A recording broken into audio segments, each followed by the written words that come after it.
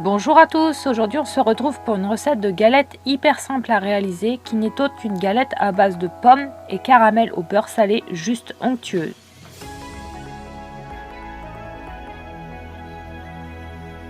Pour cette recette vous aurez besoin de 2 pâtes feuilletées, de caramel au beurre salé fait maison comme ici ou du commerce, d'un œuf, de compoté de pommes fait maison comme ici ou tout simplement de la compote de pommes avec des pommes en morceaux dedans que vous pouvez retrouver dans le commerce.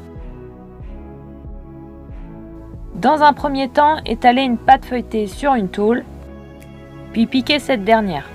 Ajoutez ensuite la compotée de pommes au centre de votre pâte feuilletée.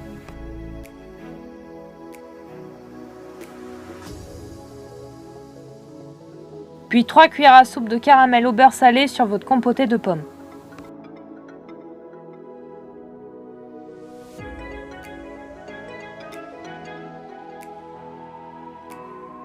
N'oubliez pas d'ajouter la fève. Dijonez d'œuf le contour de votre pâte feuilletée.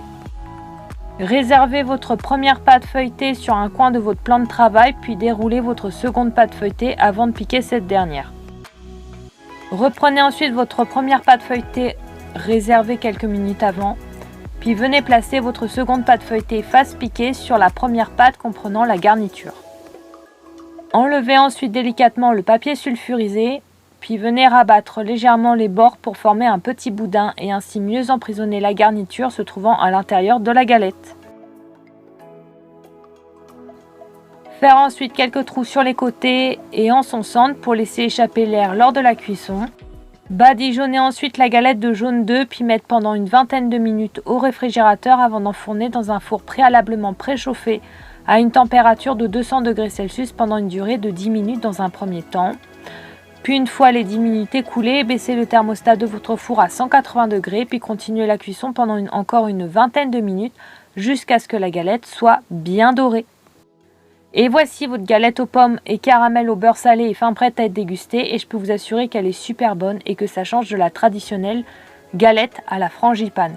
Quant à moi, je vous donne rendez-vous très bientôt pour de nouvelles recettes tout aussi délicieuses les unes que les autres. Surtout n'hésitez pas à vous abonner à la chaîne pour nous soutenir, mais aussi activer la petite cloche se trouvant à droite du sigle abonne-toi pour être au courant des dernières recettes qui sortiront sur la chaîne.